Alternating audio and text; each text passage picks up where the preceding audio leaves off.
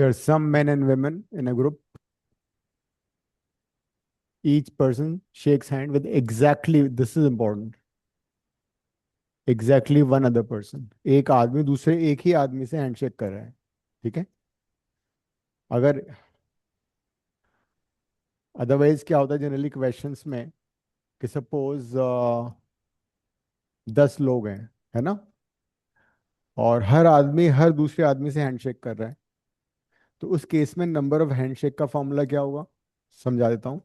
Suppose 10 people and everybody is shaking hand with everybody else, तो how many total handshakes will be there. एक बार लिख लो, question लिखो। इट्स डिफरेंट क्वेश्चन जो मैं बता रहा हूँ। In a hall, there are 10 persons। In a hall there are 10 persons, and each person shakes hand. Each person shakes hand with everyone else, everybody else in the hall. Find total number of handshakes. Find total number of handshakes. खुद से करोगे, बताऊं मैं?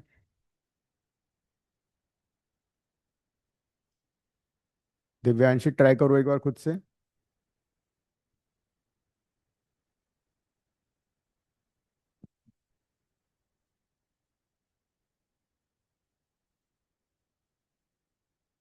Give it a try. हर आदमी दूसरे आदमी से हैंडशेक कर रहा है, कितने टोटल हैंडशेक्स हुए हैं?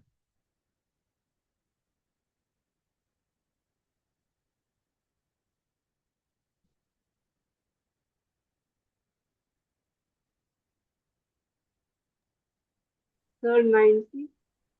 90? और सोचो, यस। मैं तुम्हें ऑप्शन देता हूँ।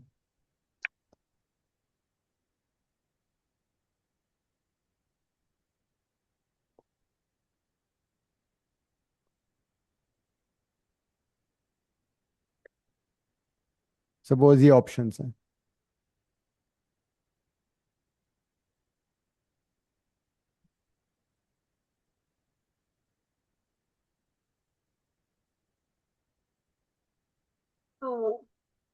हम्म। None of the above, none of these.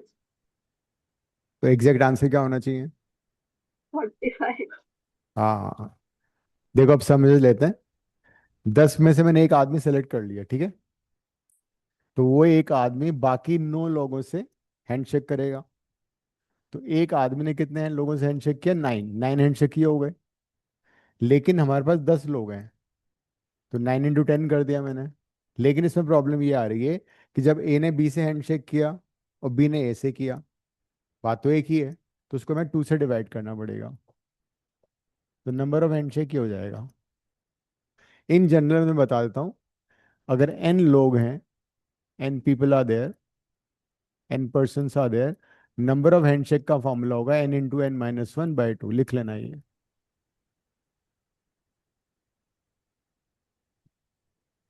If there are n persons, then the number of handshakes will be n into n - 1/2।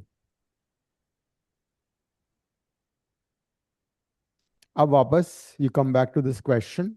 ये क्वेश्चन थोड़ा डिफरेंट है।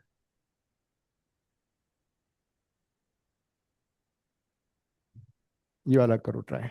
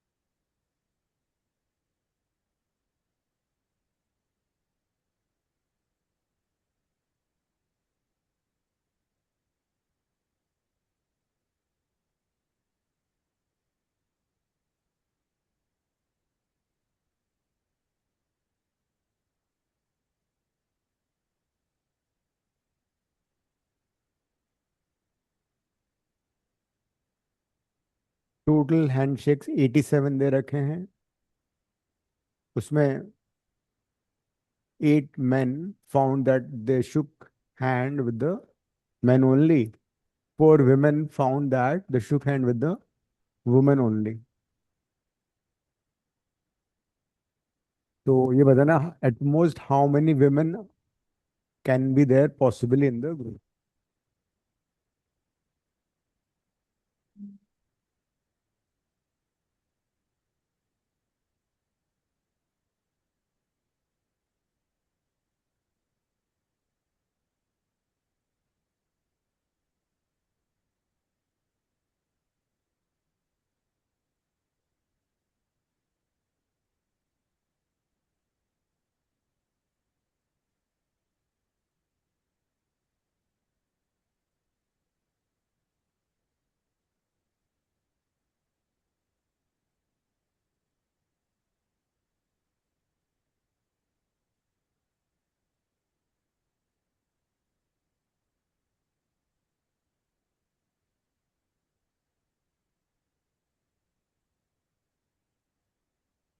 Sir, I didn't get this. Hmm. I didn't get this. देखो मैं तुम्हें थोड़ा सा hint देता हूँ।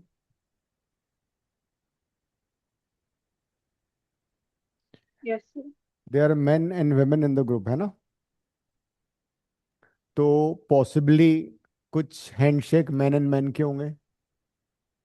जो टोटल 87 दे रखा है उसमें कुछ मैन मैन मैन वाले होंगे। कुछ हैंडशेक होंगे मैन विमेन वाले, और कुछ हैंडशेक होंगे विमेन विमेन वाले। इन तीनों को मिला के सम कितना हो जाएगा? 87 हैंडशेक्स। अब मुझे ये बताओ, मैन एंड मैन वाले कितने हैंडशेक होंगे हुए, और विमेन विमेन वाले कितने हुए?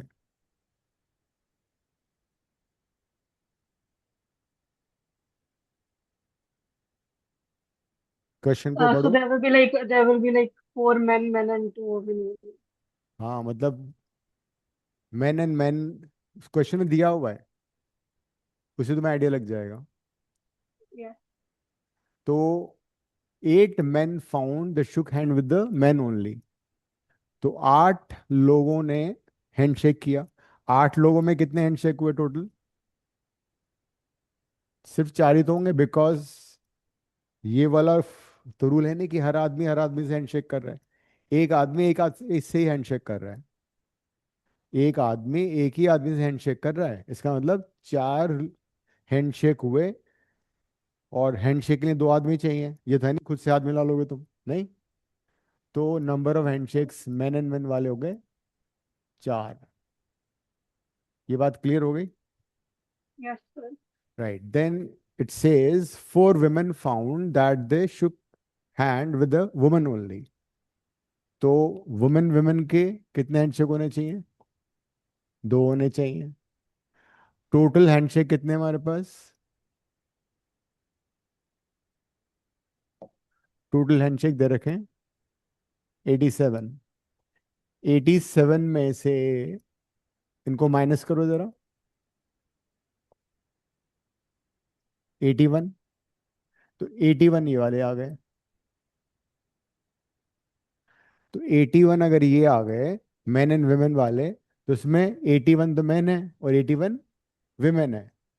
तो 81 विमेन तो हमारी वो हो गई जिन्होंने So यहाँ, will it be हाँ यहाँ पे 81 हैंडशेक plus किया है। will it be और 81 plus 4?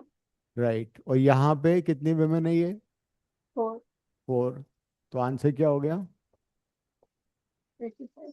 85। एक बार समझ लो फिर इसके आंसर देखना। 4 वो भी तो है ना आपस में जिन्होंने हैंडशेक किए थे। 4 women found that the shook hand with themselves। तो 4 women वो हो गई। 87 हैंडशेक का मतलब 81 मैन 81 वुमेन। अगर पूछा हो तो कितने मैन है मैक्सिमम इसमें? Then we will like double 87 and minus it from 85. नहीं, 81 + 8 हो गया ना। 81 मैन Oh, यहाँ पे, sorry. 8 यहाँ पे, 89। Okay. 89 मैन है और 85 वुमेन है। Okay. आंसर चेक किया?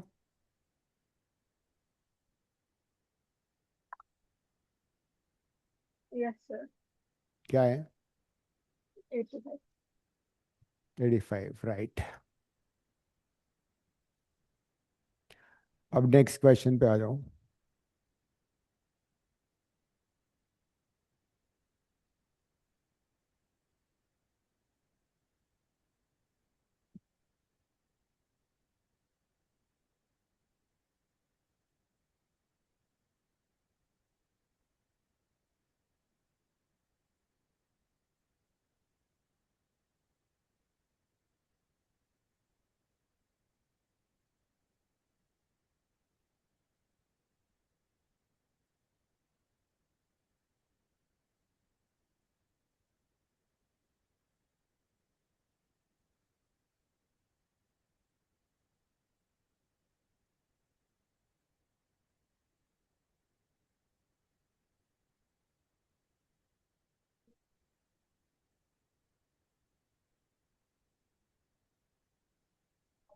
Sir I know the formula for this question.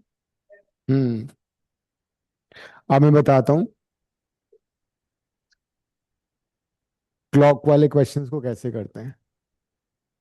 Sir 30h minus 11/2 minutes, right? वो भी कर सकते हो, लेकिन मैं चाहूंगा कि तुम उसको समझ के करो तो बेटर है। इसका कॉन्सेप्ट समझ लो क्या होता है, ठीक है? क्लॉक का क्वेश्चन समझ लेते हैं, कॉन्सेप्ट क्या होता है।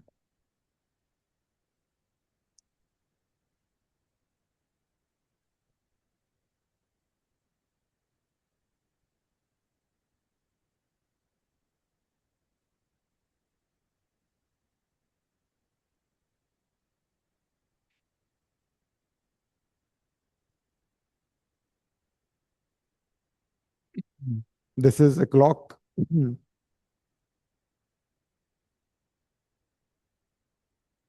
This angle is basically 30 degree. तो बिटवीन टू कंसेक्यूटिव आर में 30 डिग्री का एंगल होता है। और क्लॉक में दो हैंड्स होते हैं, एम एच मिनट हैंड और दूसरा एच एच आर हैंड। तो एज सच पूरा एक कंप्लीट राउंड एम एच कितने टाइम में लगाता है?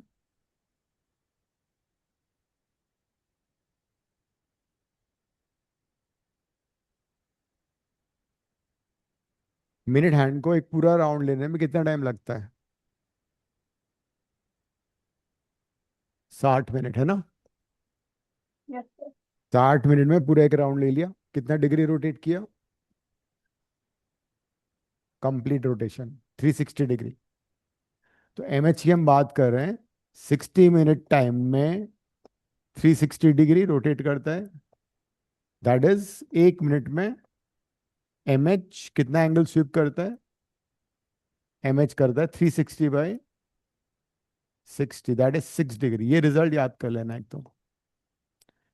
मिनट हैंड 1 मिनट में 6 डिग्री मूव करता है। मिनट हैंड 1 मिनट में 6 डिग्री मूव करता है। सिमिलरली मेरे को बताओ, एच एच की बात करते हैं हम। आर हैंड, आर हैंड को एक पूरा राउंड लेने में कितना टाइम लगता है? कितने घंटे लगते हैं पूरा राउंड लेने में? 12 घंटे ना, यहाँ से चल के वापस यहाँ पे। तो 12 आवर्स में 360 डिग्री करता है। तो 1 आवर में कितना करेगा?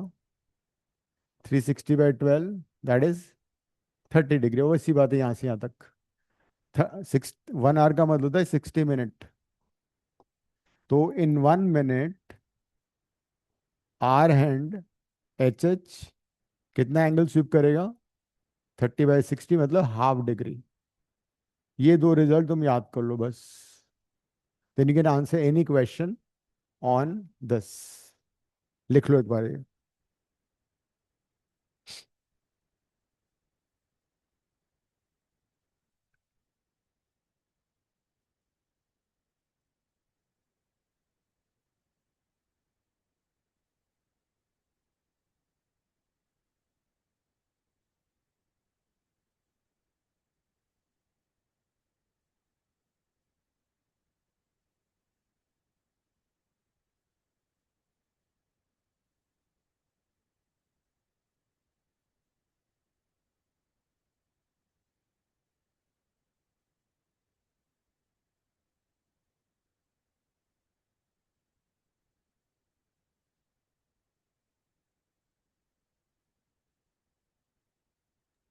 Yes sir. लिख लिया। Yes sir. अब जरा इस मेथड से हम देखते हैं क्या हो रहा है।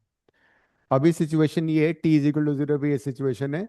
12 o'clock पे they are aligned, M H और एच एच इकट्ठे हैं, exactly one over the other, both hands move continuously, and how many will meet again. अब मुझे बताओ, ये जब हमने ऑब्जर्व किया था वो सिचुएशन ये थी, ये सिचुएशन है 60 मिनट्स के बाद। एग्जैक्टली 1 आवर के बाद क्या सिचुएशन होगी, बताओ। एग्जैक्टली 1 आवर के बाद क्या होना चाहिए, एच एच कहाँ पे आएगा, 1 पे आ जाएगा, है ना। H yes H sir. यहाँ पे आ गया, एम एच कहाँ पे होगा, ये 1 घंटे के बाद है। इस 1 घंटे में they will not overlap anywhere, because M H तो फास्टर है, मिनट हैंड तो काफी फास्ट है, तो वो फास्ट चलेगा, एच एच स्लोली चलेगा। अब क्या होगा, between 1 and 2 M H faster है तो ये वो ओवरलैप करेगा। अभी एंगल कितना, 30 डिग्री है। अब मान लो टी मिनट्स के बाद वो ओवरलैप कर रहे हैं, कोइंसाइड कर रहे हैं। This is the diagram after T minutes.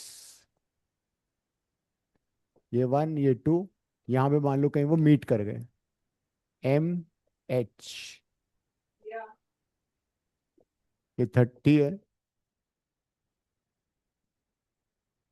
अब कहानी देखो क्या हो रहा है। मिनट हैंड अभी यहाँ था, और वो T मिनट्स में कहाँ से कहाँ पहुंच गया, यहाँ से यहाँ आ गया वो, ठीक है, यहाँ तक आ गया वो। T मिनट्स में उसने इतना एंगल बना दिया। मिनट हैंड की कहानी क्या है, मिनट हैंड 1 मिनट में कितना, सॉरी 1 मिनट में कितना मूव करता है, मिनट हैंड 6 डिग्री। तो T मिनट में कितना मूव किया वो, 6 × T डिग्री। ये बात समझ में आ रही है। मिनट हैंड 1 मिनट में मूव करता है 6, तो T मिनट में 60 डिग्री हो गया। लेकिन ये जो एंगल है, ये वाला मैंने मार्क किया अभी रेड कलर से, ये क्या है, ये एच एच का एंगल है। एच एच 1 मिनट में कितना मूव करता है, आधा डिग्री। तो T मिनट में कितना मूव करा, T मिनट में यहां से यहां आ गया, तो ये जो एंगल बन रहा है ये होगा T/2 डिग्री। एच एच अभी 1 पे था, T मिनट में थोड़ा सा वो आगे चला गया। तो अब क्या रिलेशन बन रहा है तीनों में, 6T, ये पूरा एंगल है, दिस इज T/2 + 30, तो that means T/2 + 30 degree is equal to 60। यहां से T निकाल लो, करो सॉल्व, कितना आ रहा है।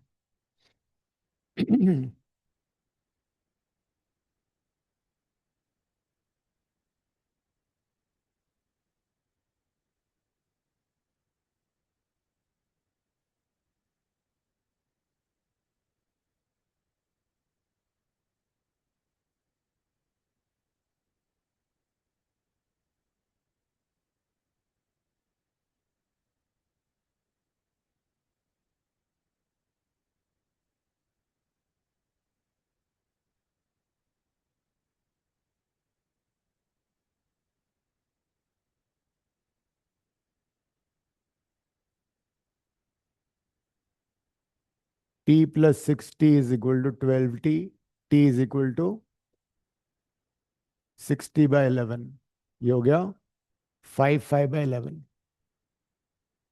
उससे पहले 60 मिनट पहले लग गए थे, 60 में ऐड कर दो, तुम्हारा टाइम आ गया 65 5/11 मिनट्स। 65 5/11 मिनट्स, ये इसका आंसर है। क्या, कुछ बोल रही दिवशी।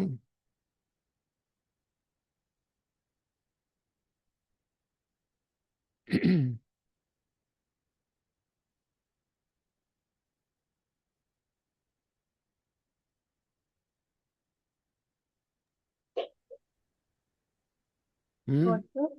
कुछ कह रही थी तुम, नो सर। कुछ फॉर्मूला बता रही थी तुम।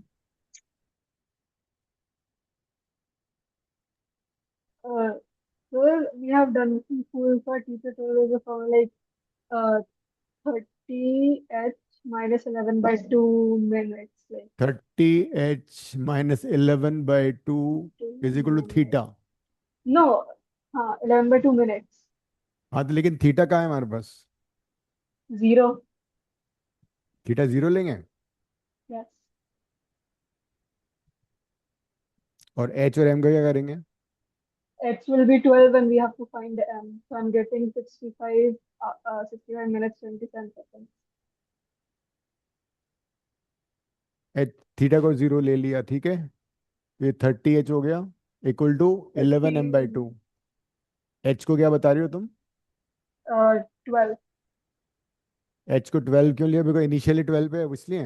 Yes. Yes. एच को 12 ले लिया, फिर तो मिनट का आंसर आएगा ये। Yes, it's 65 minutes 27 seconds.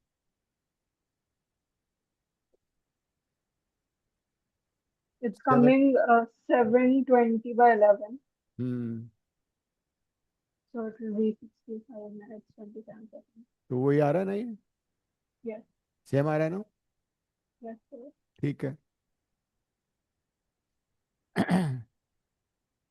अगर इस क्वेश्चन में ये दिया होता that initially they are like this, H यहाँ पर, एम यहाँ है, कि after how much time they will align again, फिर क्या करेंगे? What, sir? अगर क्वेश्चन होता कि इनिशियली दोनों अलाइंड है, ऑपोजिट, तो after how many minutes they will again align? So the angle will be 180. Angle 180 हो जाएगा, है ना? Yes. और फिर H. And then we will have to take 180 as, we have to take two cases, 180 as minus 180 and one case as 180 as plus 180. H को क्या लेंगे? No, like if the angle is 180, हाँ, angle तो then we 180 have uh to गया। then we have to take it in two cases. Like once we have to consider 180 to be minus, and once it is supposed to be plus. मतलब एक बार H को 180 plus. No, theta. We have to take it. We have to take theta once minus and once plus because there might be two cases. हाँ, then how do you solve for H and M? So if h is 12, then we take h as 12, and then m we have to find.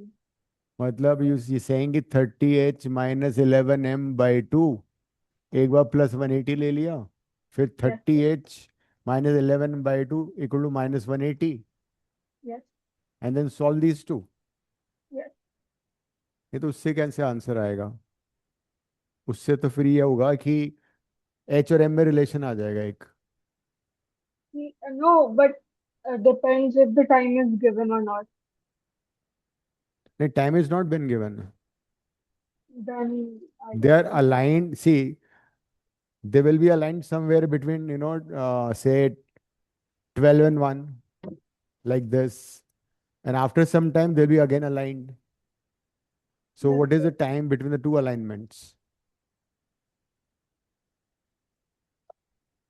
चलो forget it. I तो prefer method. बस ये formula ठीक है, तुम ये वाला याद कर सकते हो, 30h - 11/2 इक्वल टू थीटा। ठीक है। बाकी ये तुम्हें जो बेसिक मैंने बताया ना वो भी याद कर लेना, कि मिनट हैंड हमेशा 6 डिग्री मूव करेगा 1 मिनट में, और आर हैंड ½ डिग्री मूव करता है। नेक्स्ट करो, क्वेश्चन 10 करो अब।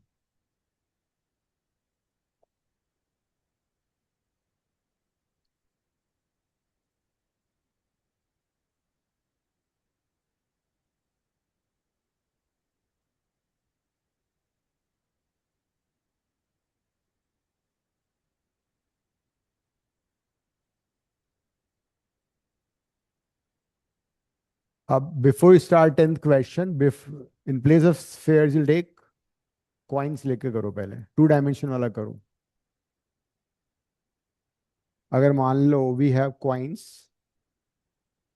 of the same diameter, same radius, how many coins can be placed around the central coin? ठीक है, ट्राई करो, so that all the coins touch the central coin.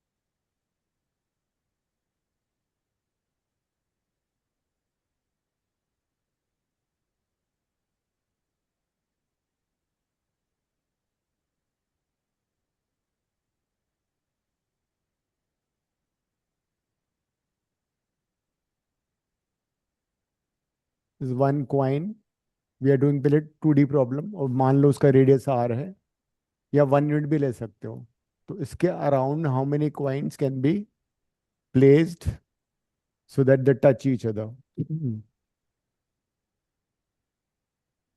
This is a central coin.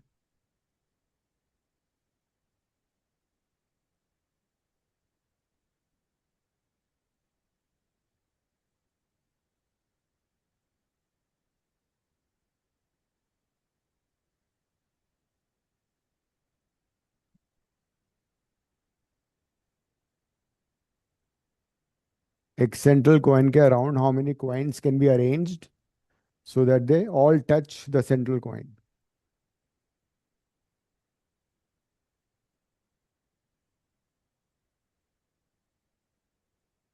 इस problem को थोड़ा mathematically भी solve कर सकते हो तुम, और वैसे बना के भी कर सकते हो. विल इट बी 9, 8, 6 और something else?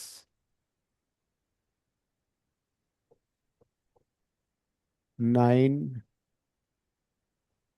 8, 6, none of these.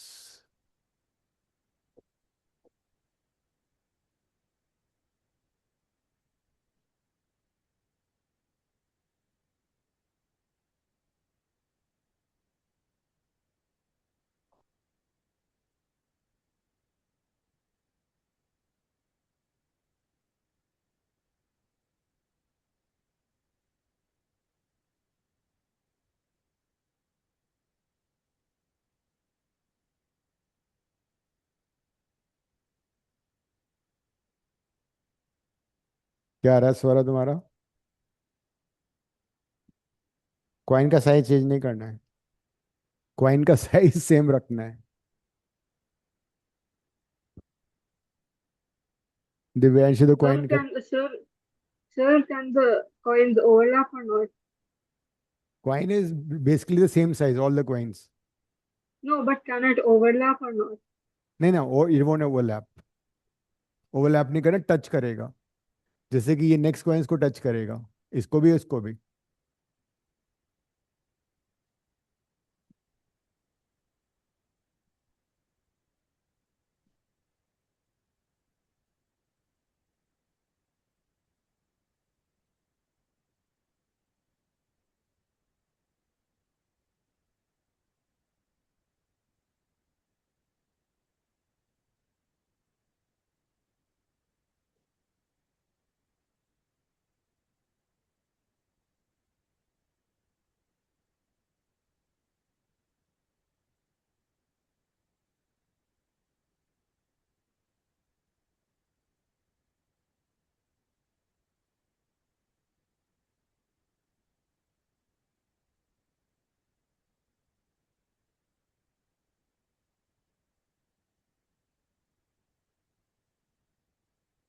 Sir, is the answer 12? हो गया. Sir, is the answer 12? 12.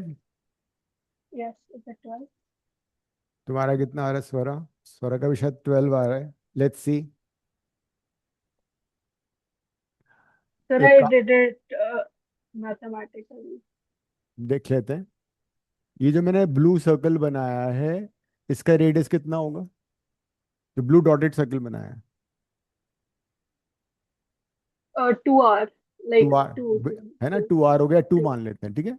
मैंने रेडियस 1 लिया था, तो उसका रेडियस 2 हो गया।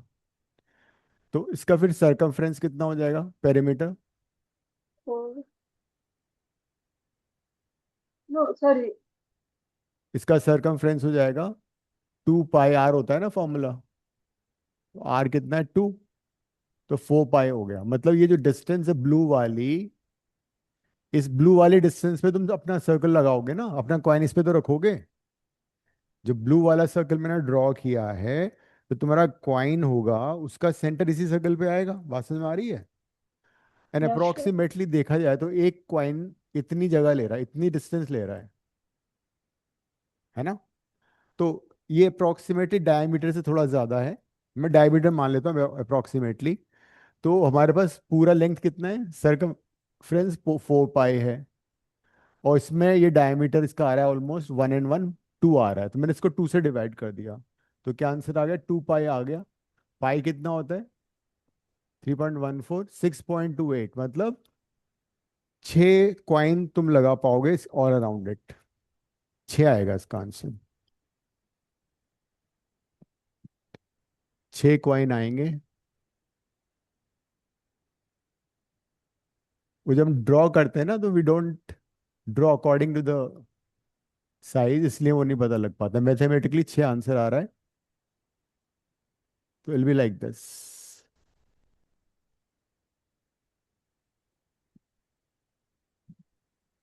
60 60 पे लगेगा ये, बिकॉज देखा जाए तो ये 2 है, ये भी 2 है, और ये भी 2 है ना। तो इक्विलर ट्रायंगल बन गया ये। तो ये एंगल 60 होता है, 60, फिर 60, फिर 60। तो इस तरह But से then, sir, क्या, oh, nothing, nothing. तो जब ड्रॉ करते हैं ना वो छोटा बन जाता है, इसलिए तुम्हारे ज्यादा आ गए होंगे। है ना, ठीक है। तो Yeah. क्वाइन का तो तुम्हें पता लग गया कि एक क्वाइन के around we can place 6, and this will be true for all sizes of the coin, ठीक है। 2D का हमारा हो गया। अब हम बात करते हैं स्फेयर के। Sphere is 3 dimensional object. तो स्फेयर का बताओ। अब now will come back to the same question number 10। ये रिजल्ट याद कर लेना।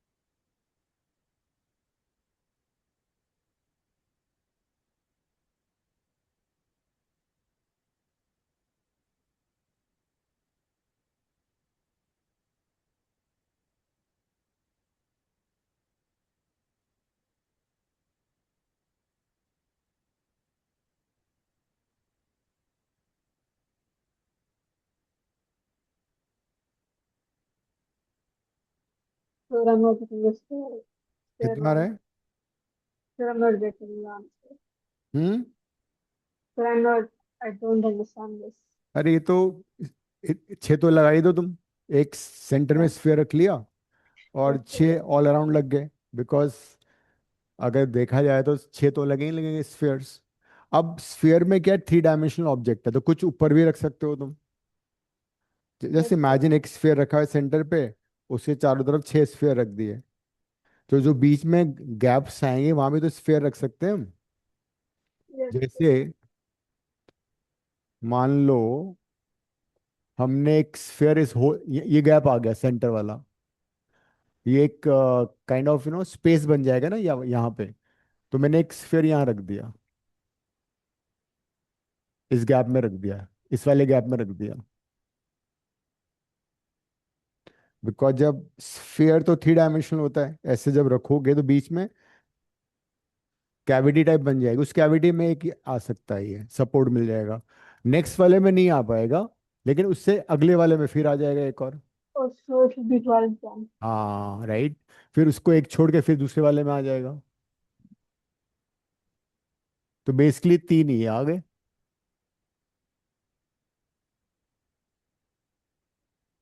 तो 6 तो वो थे, 3 ऊपर हो गए और सिमिलरली 3 नीचे हो गए। राइट, तो आंसर क्या होना चाहिए? 12. 12। चेक करो।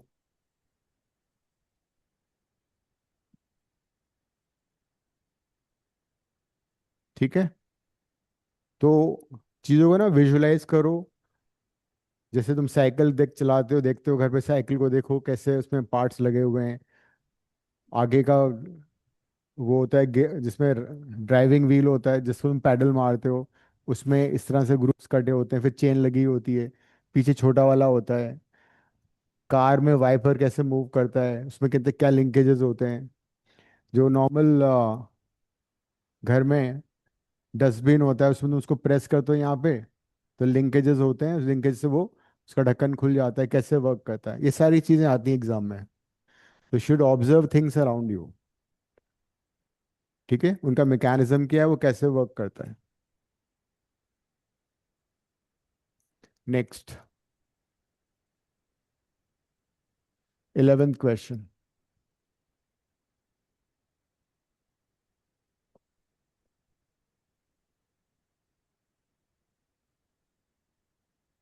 Read the question carefully. सोचो समझो फिर आंसर करो, there is no Hari.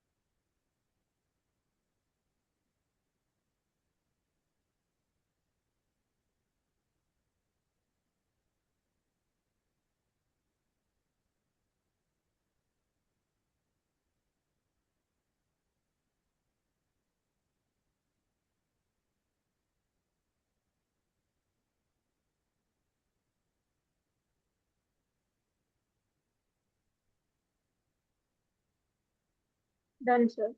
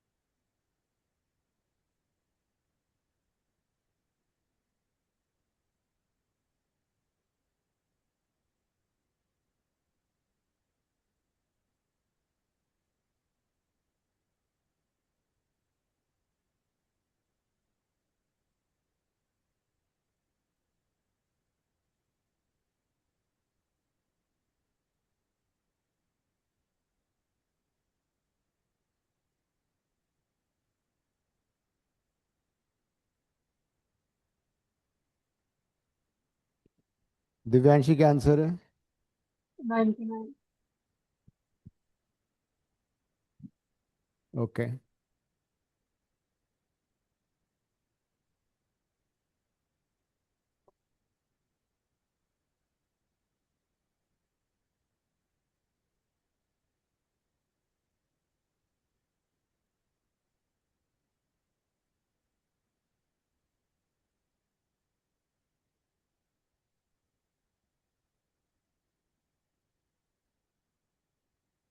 Size of brick दे रखा है हमें।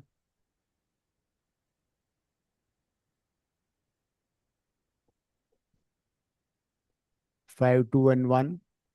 तो वॉल्यूम ऑफ क्यूबॉइड कितना होता है? LBH होता है 10 सेंटीमीटर क्यूब और 10 cc। सीसी का मतलब centimetre cube, cubic centimetre.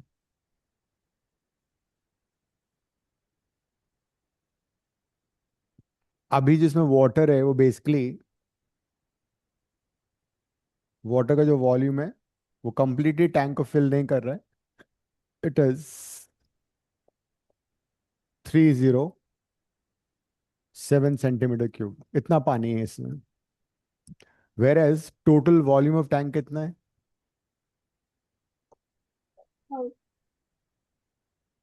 Total volume tank हो जाएगा LBH 20 1000। Into 5 into 10, 1000 centimetre cube और सीसी।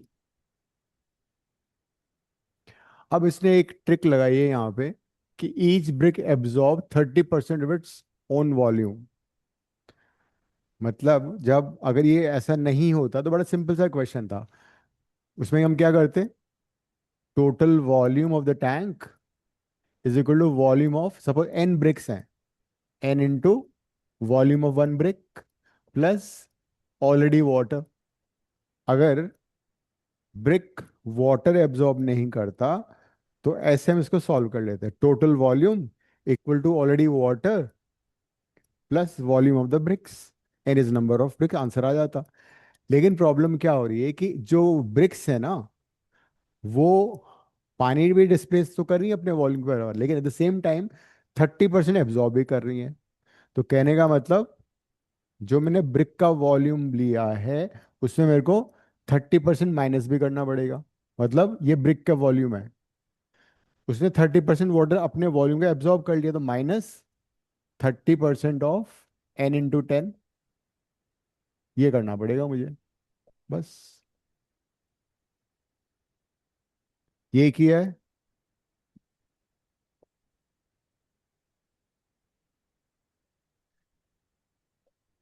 इसको सॉल्व कर लो, n की वैल्यू आ जाएगी।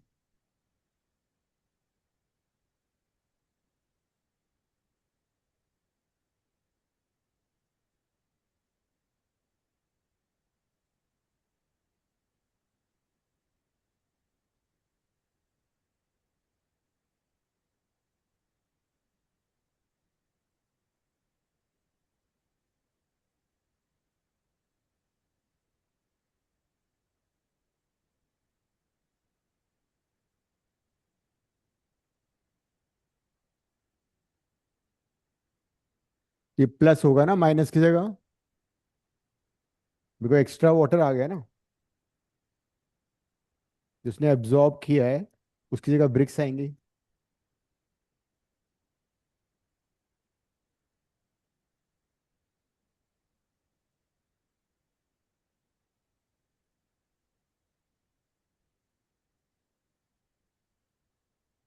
कट जाएगा, 1000 माइनस 307 इक्वल टू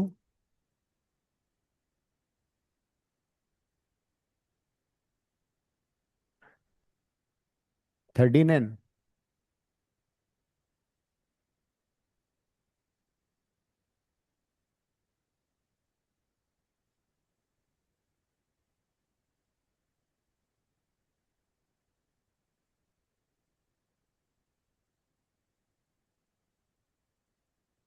कंफ्यूजन हो रहा है,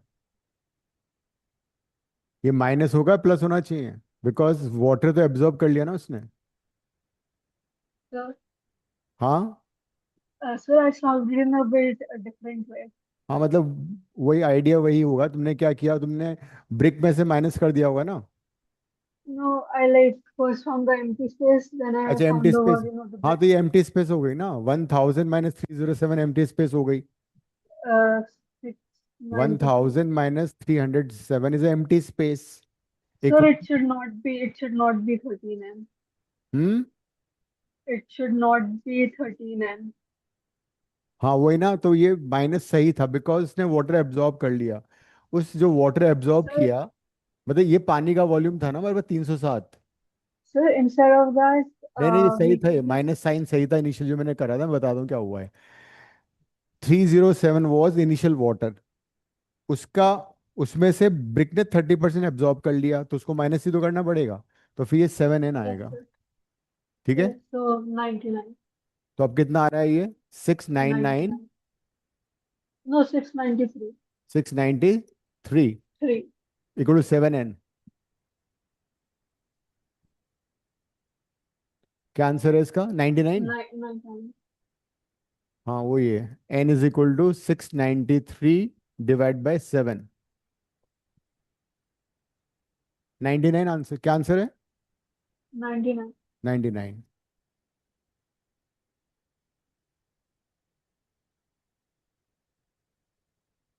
तुमने एम्प्टी स्पेस निकाल लिया ये वाला 693, पर एम्प्टी स्पेस को तुमने इक्वेट कर दिया नंबर ऑफ ब्रिक्स के वॉल्यूम से प्लस,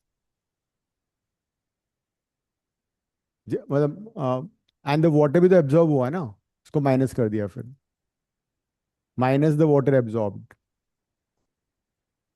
30%। ये किया होगा तुमने। I did it in different steps. क्या, कैसे बताओ। First, I found the volume of tank, then the empty space, then the bricks volume that is 10 cc, hmm then the water absorbed that is 3 cc, then the hmm. net space left that will be 10 minus 3 that will be 7 cc. So number of bricks 693 by 7 is equal to 99. हाँ समझ गया मैं, तुम क्या कर रही हो, तुम ये बोल रहे हो कि टोटल स्पेस इतना था माइनस पानी का वॉल्यूम, वॉल्यूम, जब पानी का वॉल्यूम माइनस करोगे तो उसमें कुछ पानी एब्जॉर्ब भी तो हो गया ना। कितना पानी एब्जॉर्ब Yeah, हुआ, so 30% पानी एब्जॉर्ब हो गया। तो तुमने टोटल वॉल्यूम में से इसको volume of water plus water absorb minus कर दिया, शायद ये किया है। no, no, sir. I, I The bricks volume was 10 cc, then the हाँ water absorbed was 3 cc, then the net space taken by the brick was 10 minus 3, that is 7, and the empty space of the tank is 693, so 693 divided by 799, हाँ, तो that वही is हुआ ना, 99. Empty space जो था वो 693 था, equal to volume of the brick minus water absorb by the brick which is 3n। Yes, ये हुआ ना। yes, sir. हम्म। Because 10n volume of the bricks है, तो उसका 30% 3n हो गया।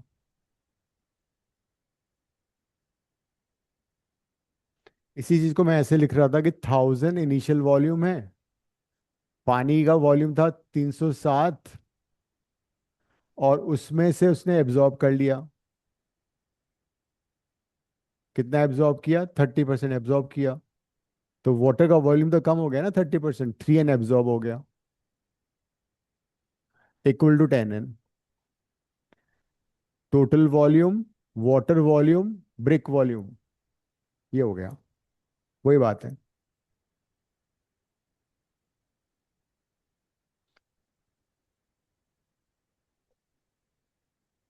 Question 13।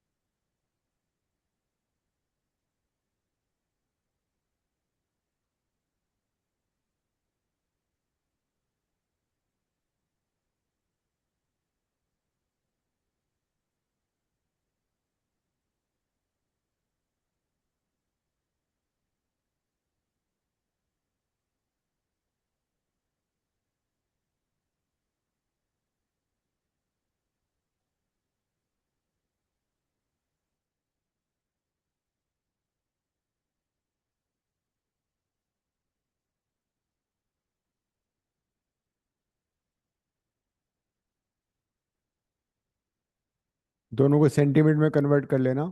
Idea is that wastage should be minimised. Roll का साइज है 1.2 metre, that is 120 centimetre by 48 metre, that is 4800 centimetre. तो you should cut them in such a way that wastage is minimized. तो जब wastage minimise होगा तो number of pieces would be maximum.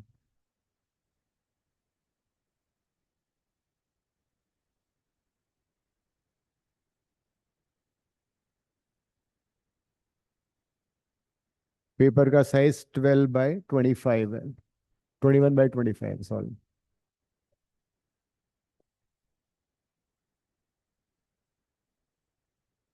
तो तुम ऐसे भी लिख सकते हो उसको, और तुम इसको ऐसे भी कट कर सकते हो.